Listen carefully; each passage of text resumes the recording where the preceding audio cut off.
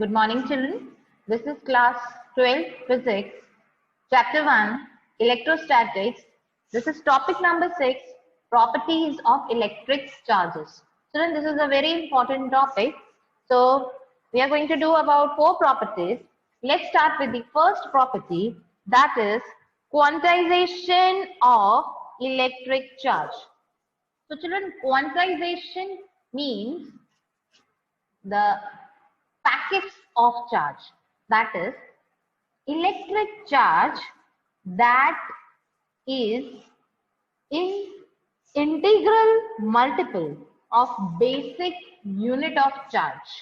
Basic unit of charge is electron or proton, right children? Children, you all know that you can either charge a body by removing an electron or by adding an electron. And we all know that the charge of the electron is E, right?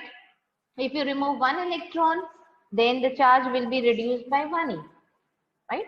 And if you remove two electrons, then the charge will be reduced by 2E. Yes? So children, any object, it can have charge, it can possess charge. That is either 1E, 2E, 3E. The signs can be plus or minus, right? Depending upon the charge of the object. Positively charged, it will be plus. Negatively charged object, then it will be minus, right?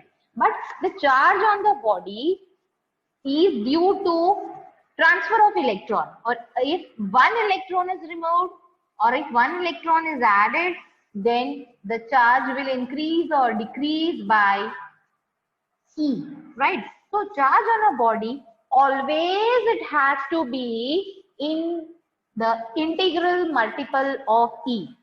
So charge on any body is possible charge is Ne, plus or minus, where N is the integers ranging from 0 to infinity, right?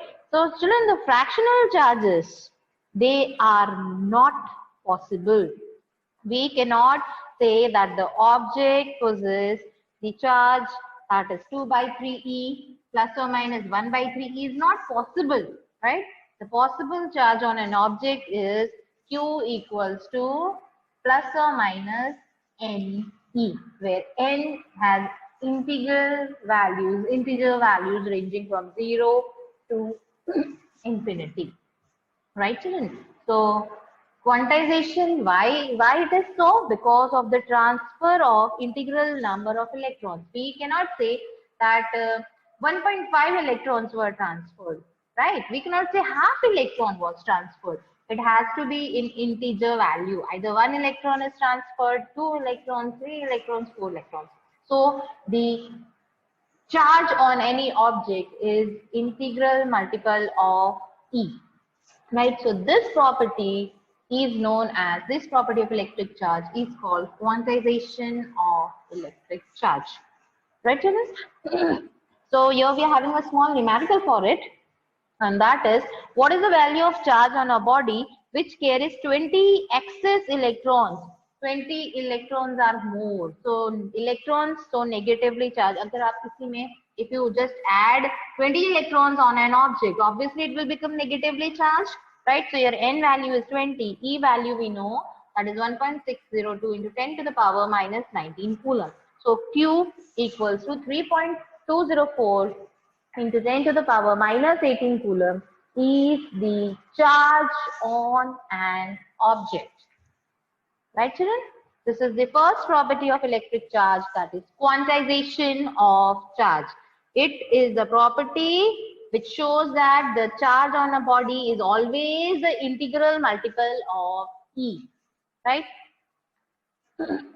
Let's move to the second property, and that property is the additive of charge.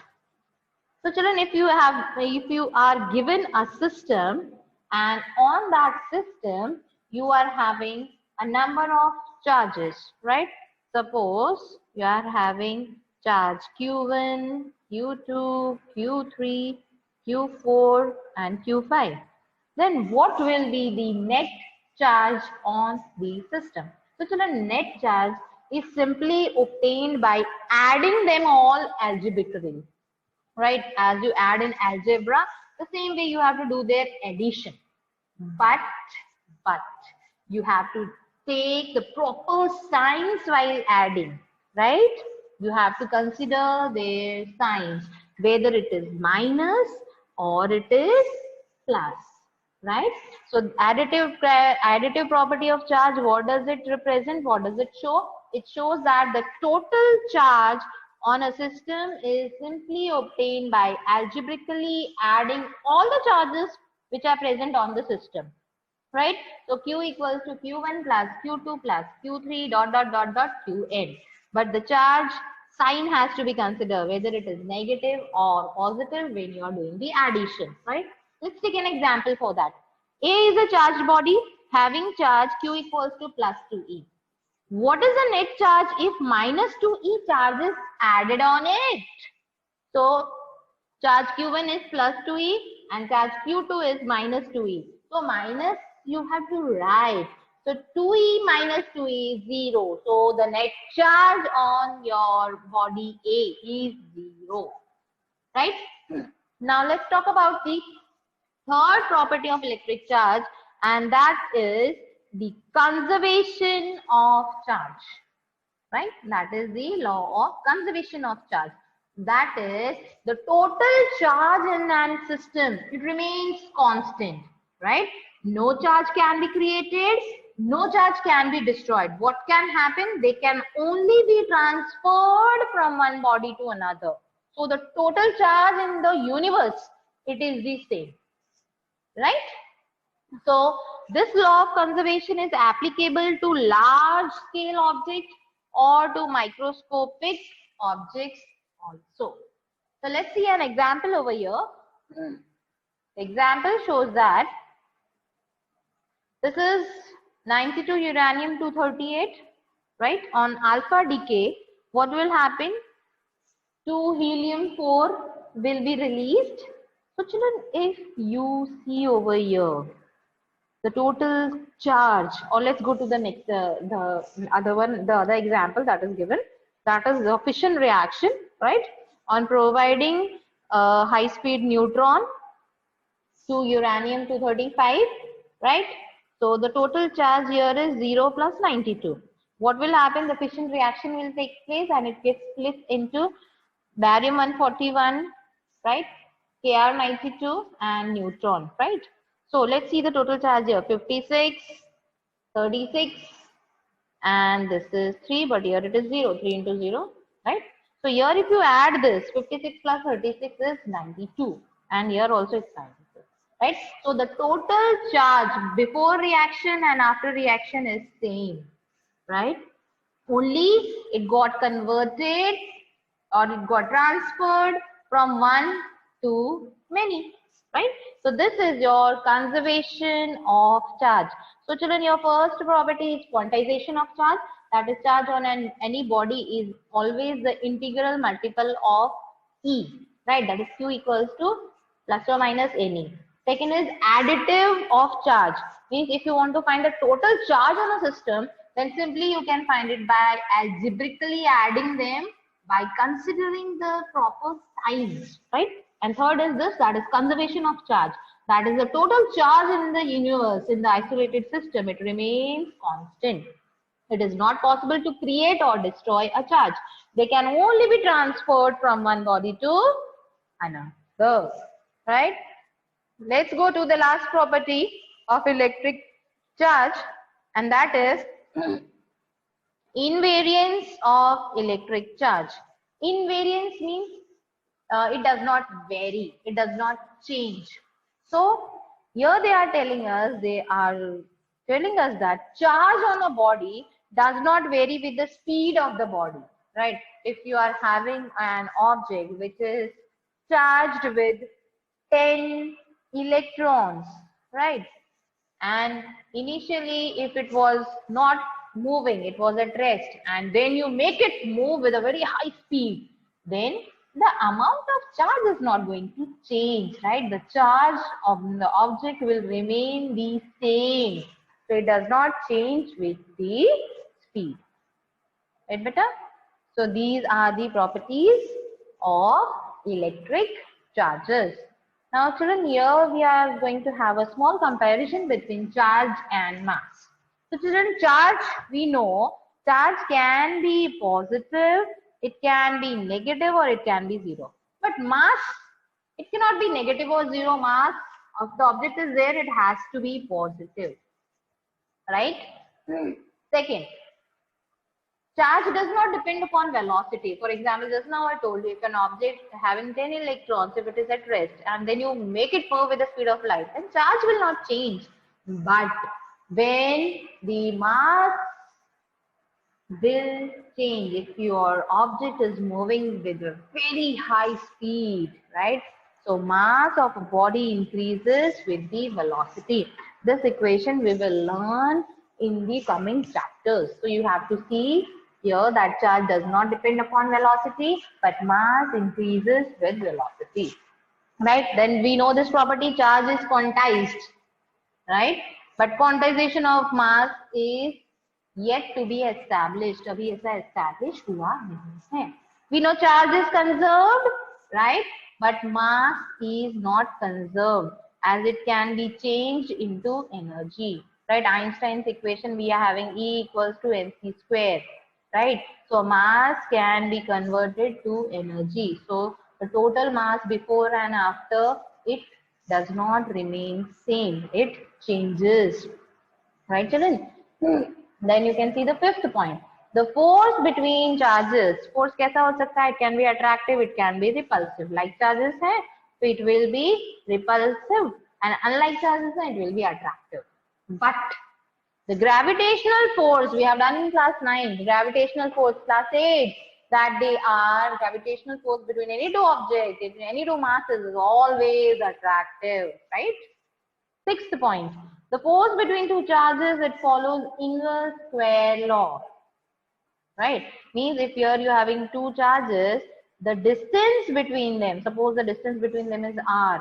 So if you increase the distance, the force will decrease. If they are very far, the force बहुत कम होगा. But if they are very near to each other, as the distance between them is very less, the force will be more. So it is inversely proportional to square, inversely proportional to the distance between them. But if you will study the laws, you will see that it is inversely proportional to the square of distance between them. Same as with gravitational force, we have done the law in grade 9, right?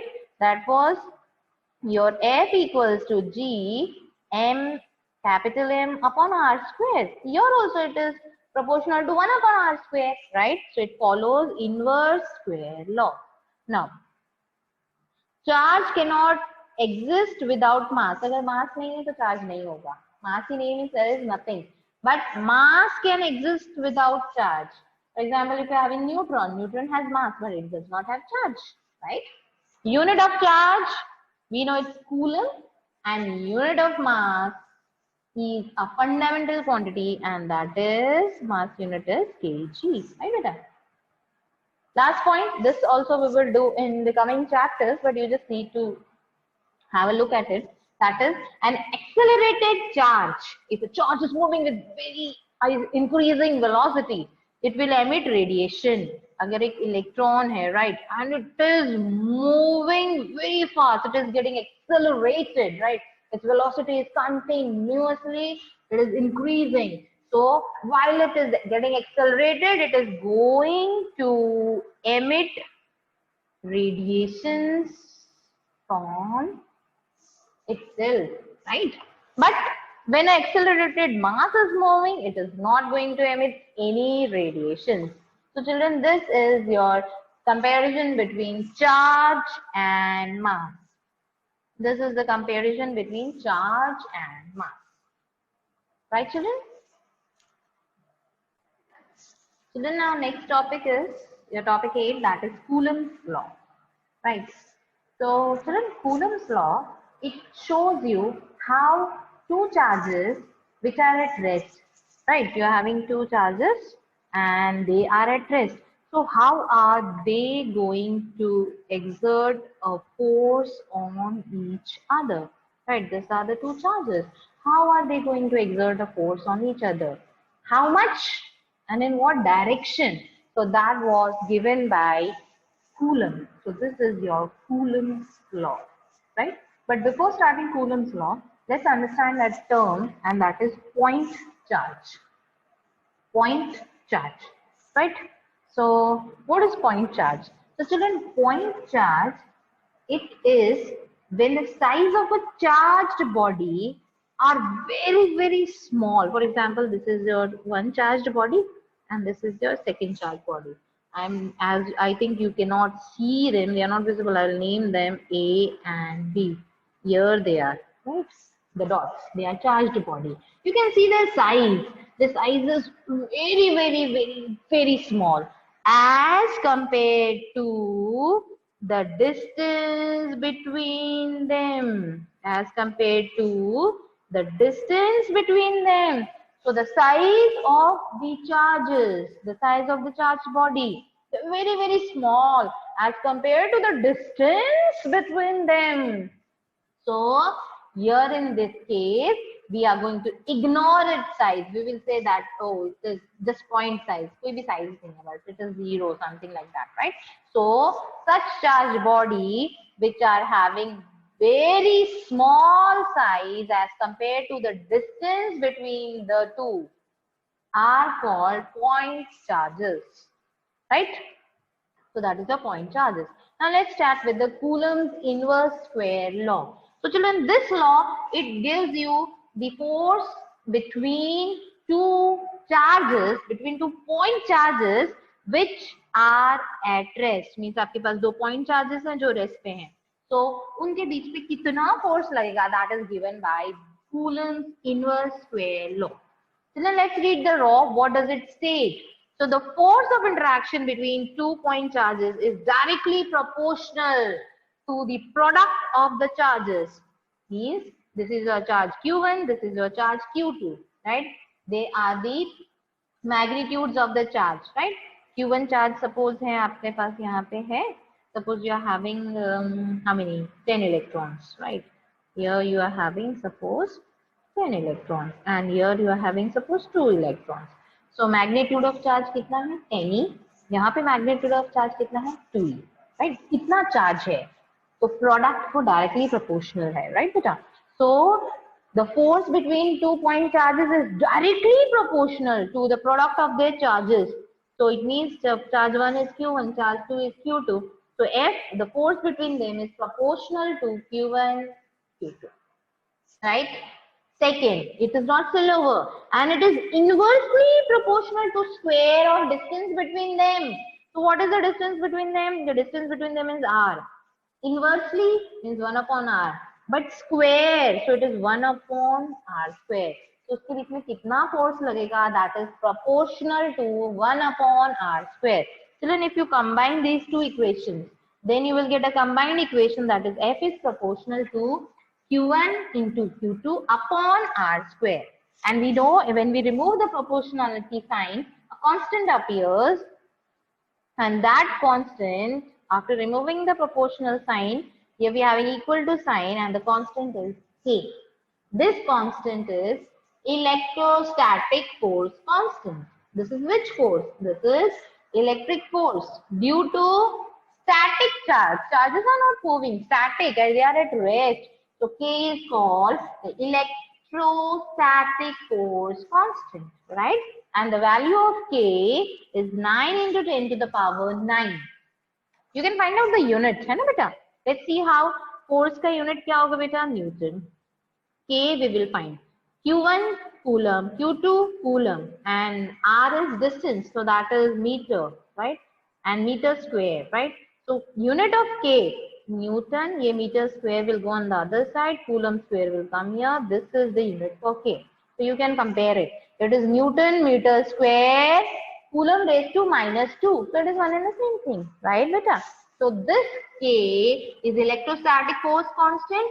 It depends upon the medium between the two charges. Means where you have placed the charges. Are the charges in water, they are in air, are they put in kerosene? What is the medium between the two charges, right? And K, you can calculate it by 1 upon 4 pi epsilon naught. The value of K is 1 upon 4 pi epsilon naught. Now, epsilon naught, it is not a new term for you. You have already done this term in your class 8. What is epsilon naught? It is the absolute permittivity of the free space.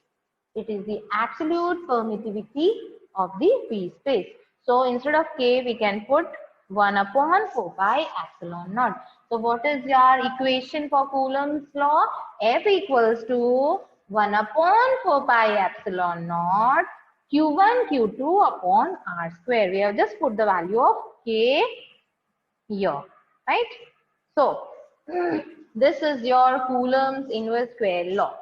Now let's move to the epsilon naught we were talking about, right? So epsilon naught, it is the permittivity of the free space. Permittivity means to allow, right? Permittivity is the property of the material, right? With the help of which it will determine how much force will be exerted between the two charges which are placed in that. Suppose we talk about permittivity of water. So if you keep two charges in water, then how much electric force will be between the two charges? That depends upon the permittivity of the water. So permittivity से decide होता है, से determine होता है what? The force between two charges which are placed in that, right? So epsilon naught is, so how we get this, children? So it is very simple. So we know the first thing, that is F equals to 1 upon 4 pi epsilon naught. How this has come? This is the value of constant K. Q1, Q2 upon R square. Yes, children? From this, if we make epsilon naught subject of formula, so epsilon naught is in division, it will go this side and F will come down. So aren't we getting this equation? Epsilon naught equals to 1 upon 4 pi F Q1 Q2 upon R square, right, children? So from here, we can find out the unit of epsilon naught. That what is the SI unit of epsilon naught? Because we know the unit of Q1 Q2 charge hai coulomb. We know the unit of R. R is what? Distance. So that is meter. R square, it is meter square. We know the unit of force, Newton. And 4 and pi, we do not have any unit. So it is 1 upon Newton into Coulomb upon meter square. So what is the unit of epsilon naught? That is permittivity. It is Coulomb square upon Newton meter square, right? It can be written as, the powers can be written as C square, n raised to minus 1, m raised to minus 2, right? Let's talk about the dimensional formula. Dimensional formula for Coulomb, we know it is ampere into time, right? It's ampere into time square, right? Then you're having Newton. Newton dimensional formula is m1 L1 T minus 2. Meter square, it is L to the power 2.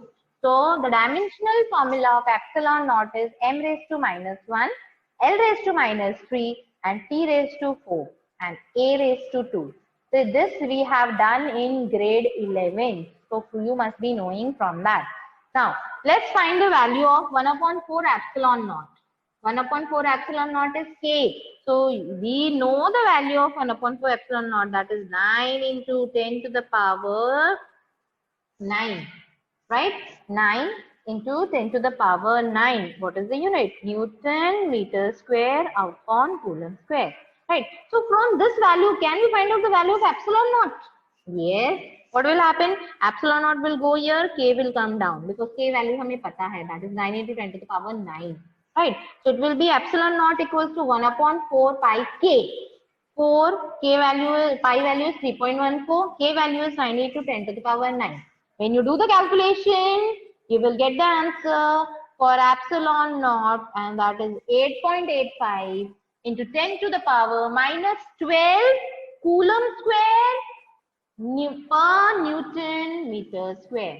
So this is the value of permittivity, that is epsilon naught, and this is of free space, that is in the air or in the vacuum. Right, children? So this is it, and